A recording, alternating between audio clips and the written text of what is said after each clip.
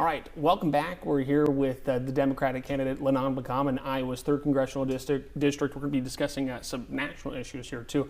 I want to start really quick. You had mentioned your role with the USDA. We've been seeing campaign advertisements about you having posts about the Biden administration and back in your time when you were working with the USDA that had been deleted. So I guess if you just wanted to address that to our viewers and voters here of why that had happened.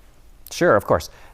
The reality is, this is an issue on the campaign because Zach Nunn's trying to distract Iowans from the real issues. We should actually be talking about issues that matter to people. Like, I've traveled all over this district. I've listened to so many Iowans in here to learn. And I'm hearing about things like the cost of groceries, the cost of gas prices, the cost of housing. Those are top of mind for people. We should be paying attention to the issues that matter here. And I will be doing that when I'm in Congress.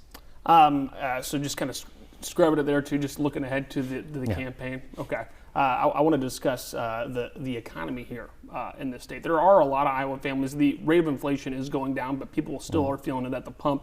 They still do feel it when they go to the grocery store in terms of rent too, living month to month. What would you be able to do at a federal level to help families ease the burden here in Iowa? There's no question. Again, as we continue to talk to folks, grocery prices continue to be high. We need to go after those big corporations who are price gouging Iowans.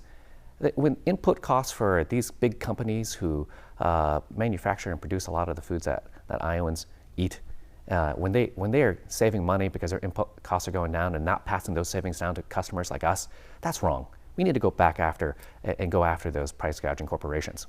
That's clear to me. Because it's the people we need to be paying attention to. We also need to make sure we find ways to lower costs in terms of housing. And that's right, our inflation is coming down. But housing prices continue to be one of those key sticking points I hear from a lot of Iowans.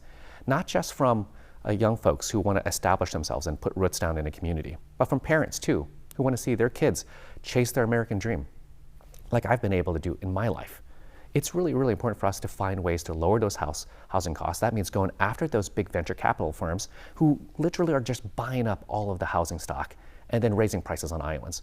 The consolidation in all these industries of even home building, where one big company might have a monopoly over all of the construction that happens in a community. Like, those are challenges too that we need to take a look at very closely. And then there's other ways we should find ways to make housing more affordable. And that's perhaps taking a really close look at whether or not it makes sense to have a new home buyer tax credit, which I'd love to take a look at when I'm in Congress. Now I want to shift gears here. We're going to talk about the border here too. When immigration, a lot of Iowans have been concerned about this over the last several years. They think a lot of inaction has taken place at the federal level over the last 4 years from a Biden-Harris administration. So I guess, how do you view their action over the last 4 years? Then looking into the future here, too, if Harris does win the presidential election, you win your race, how would you attack the border? I mean, no question, the Biden-Harris administration could have done more faster. But the reality is there was a bipartisan border security package supported by the Border Patrol agents that would have added more agents to the border. It would have added more barriers where it was needed. It would have deployed smart technology to identify drugs like fentanyl. That's really key here.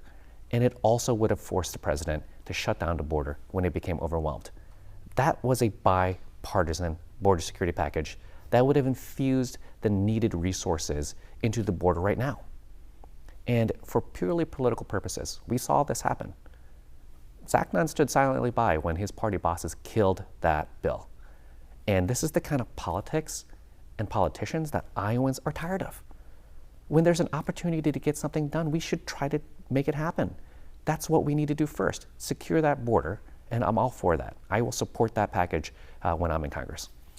All right, it did happen here just recently as well, which would have brought funding levels up similar to Trump administration policies at the border in terms of the level of funding and the agents down there in terms of what they're able to do. So we'll be right back talking about some more international issues right after the break.